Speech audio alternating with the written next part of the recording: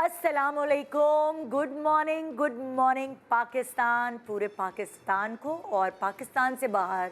जितने भी पाकिस्तानी तड़पते हैं पाकिस्तान के लिए उन सबको 14 अगस्त बहुत बहुत मुबारक। 14 अगस्त जब हमारा मुल्क वजूद में आया,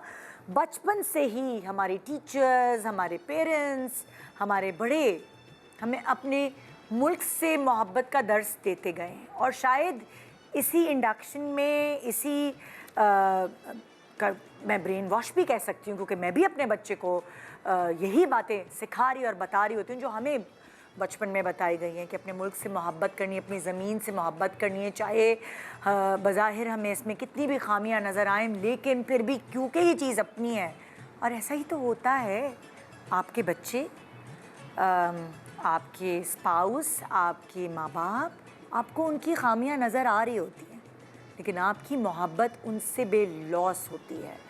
क्योंकि हम ये सोचते हैं हम फरिश्तों के साथ नहीं रहते और उनकी वो एक पैकेज होते हैं अच्छाई और बुराई का। उसी तरह जिस मिट्टी पे हम रहते हैं, जिस मिट्टी की वजह से हमारी पहचान है, या तो हम खुद बीड़ा उठा लें कि हमें इसको ठीक करना है, हमें उससे सही करना है, बजाय हम इसमें बहुत सारे कीड़े निकालें। अगर हम कभी बैठते हैं और हम सोचते हैं, एक पेपर लेते हैं कि क्या एडवांटेज और क्या डिसएडवांटेज हैं, तो मुझे बहुत सारे एडवांटेजेस अपने मुल्क में नज़र आते हैं। मोहब्बत करने वाले लोग, मतलब किसी के लिए मुश्किल वक्त में खड़े हो जाने वाले लोग, क्योंकि मैं दुनिया घूमती हूँ तो मैं एनालाइज करती हूँ कि यहाँ सड़क पे कुछ भी होता है तो लोग जमा हो जाते हैं, उनके पास पैसे होते हैं या नहीं, रक्शे वाले को पकड़ते हैं, एक्सीडेंट हुआ होता है, उसको हॉस्पिटल तक ले जाते हैं। मगर मैंने दुनिया में और जगहों पे भी देखा हुआ है कि सब अपने कामों में इतने बिजी हैं, इतनी फास्ट पेस लाइफ है उनकी कि उनको नहीं पता कि दूसरे घर में क्या हो रहा है। हमें ये भी पता होता है हमारा पड़ोसी भूखा सोया है, तो हमने जो आज खाना बनाया है हम उससे शेयर कर लें। ये तो बहुत छोटी छोटी सी बातें, लेकिन अगर मैं बड़े बड़े एडवांटेजेस की बात करूं अपने मुल्क की, खूबसूरत हसीन वादियाँ, सड़कें नहीं हमवार, फिर भी खूबसूरत वादियाँ तो हैं और दूर दूर से लोग देखने आते हैं। लैंडस्लाइडिंग का पता चलता है, इंतज़ामात थोड़े से उतने मुनासिब नहीं होते जितने होने चाहिए, लेकिन फिर भी खूबसूरत वादियाँ तो हैं। अगर मैं बात करूँ अगले एडवांटेज की, तो वो है नेचुरल रिसोर्सेज, जो हमारे मुल्क की स्टेबिलिटी में इजाफा करता है। रिच कल्चर, पाकिस्तान की पहचान बनी है पूरी दुनिया में। रिच कल्चर के अलावा टैलेंटेड लोग जो हमारी इस मिट्टी में पैदा हुए हैं, जो इस मिट्टी से जिनकी पहचान बनी है।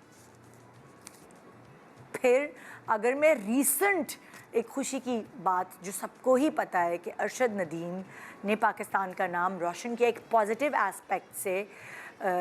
92.97 मीटर का जैवलिन थ्रो करके